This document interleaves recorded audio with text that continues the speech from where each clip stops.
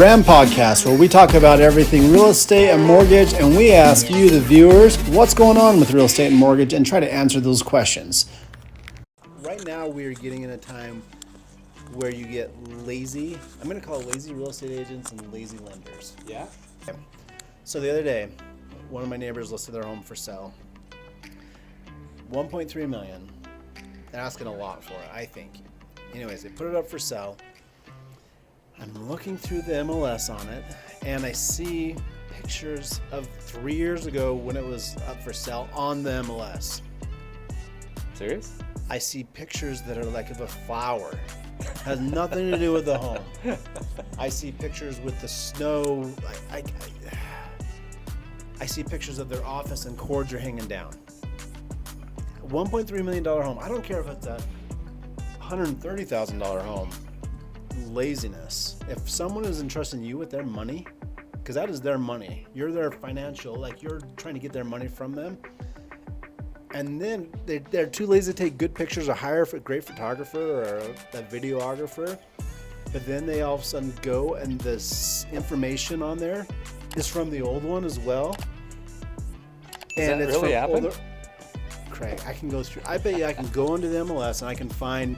Let's say I pull up 30 of them. I bet you I can find a handful of them. And you wonder why real estate agents sometimes get such a bad rap. And here's the other thing. I can see that upset you, Mark. Here's the other thing. So I another listing. Have you talked to a therapist about this? I need to talk to a therapist about it, maybe, because it bugs me. Here I am paying someone a ton of money that doesn't know any better.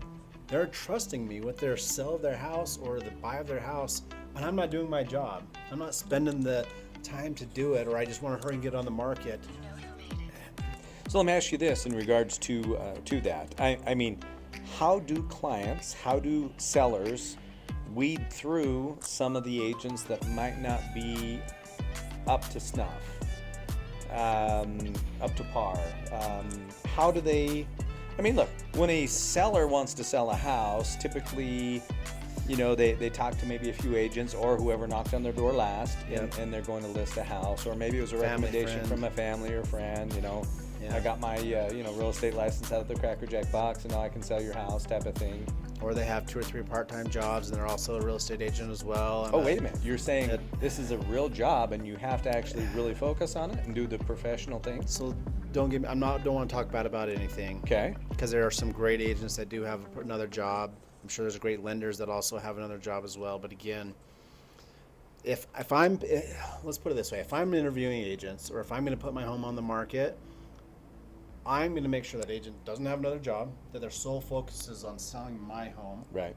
Yeah, they might be a family friend, but if that family friend is down in St. George and I'm up here, they're not going to know anything about it up here. True. So here's a crazy statistic I saw the other day. The average agent sells less than 4 homes a year. Wow. To me, that blows my mind. And that's average. Average. Less than 4. Less than 4. That's either buy or the sell. Wow. So less than do they 4 have homes enough a year as an experience? average agent. Yeah. Do they have enough experience really selling your home? 90-10 rule. Yeah, I can rant all day about it. I can tell you're passionate about Yeah. that. So what's the fix? So the fix is, like I say, everyone makes mistakes. I'm not going to say I'm perfect, and I've never made a mistake on a listing or a buy side, because you do make mistakes. But a lot of it is just doing the due diligence, making sure that you check the boxes. A lot of times we just sign and hope that the real estate agent's doing everything right. Can I throw this in? Mm-hmm. Think like the client. Pretend like you are the client. This is your house. You want to sell it. Think like the client instead of just doing the bare minimum to get it listed, and then you're off to do whatever else you're doing. Yeah, that's a good point. I mean, the client really wants to sell a house. And invariably, a client's going to call you a lot and say, what are we doing for the house? What are we doing on sales? What was that last listing? What was that last showing? What was the feedback that you got, right? Think like a client, I would assume, would be a very good tool as an agent to try to make sure you're giving great customer service to sell that house. I think a lot of that too. We just talked about it with Kara, one of the loan officers here. She was saying, come sit down, come talk to me, let's get into your finances. It's the same thing with a real estate agent. Right. Come and know my house. If you've never stepped into my house as a real estate agent and you've never dived into the HOA, or you've never, you better be doing that. Jumped on the trampoline. Yeah. I'm serious. I know you are. Jumping into the pool, like have me over for a barbecue. I want to know what the sun. I mean, those are the kinds of things. I'm not saying that. I think that would be a very good agent, honestly. But an agent needs to come through a house and actually help and walk you through the house, so they know what they're selling. They're selling your house for you. They're the eyes and the ears and the negotiating part for you on the house. And if they can't even negotiate great pictures, how are they going to negotiate a great price? So you, as a real estate broker, you would offer this type of training to your agents to help them make sure that they're doing the due diligence, make sure that they're doing the things right. Correct. Making sure that the listings are top-notch photography, top-notch everything. Like I say, if it's a $1.3 million home or a $130,000 home, there's things about that home that help sell it. Right.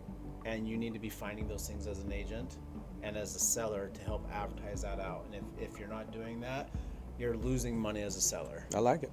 I like it. You're just throwing your money away, and you're maybe doing it to help your friend, family friend, or your neighbor that's a real estate agent. But again, it's your money to throw away. Yeah, they'll get your home sold. How much money did you just walk away from? Well, and let's talk about lenders. I've been doing this for 30 years. Okay, I've seen the good times, the bad times, the ugly times. I can't always say that I was the 100% best loan officer out there. I mean, I obviously tried always. You and I have had a relationship for over 20 years doing mortgage and real estate together. And I think by and large, we've had some really good transactions. Not all of them were perfect. I can't say any names. I can't really, honestly.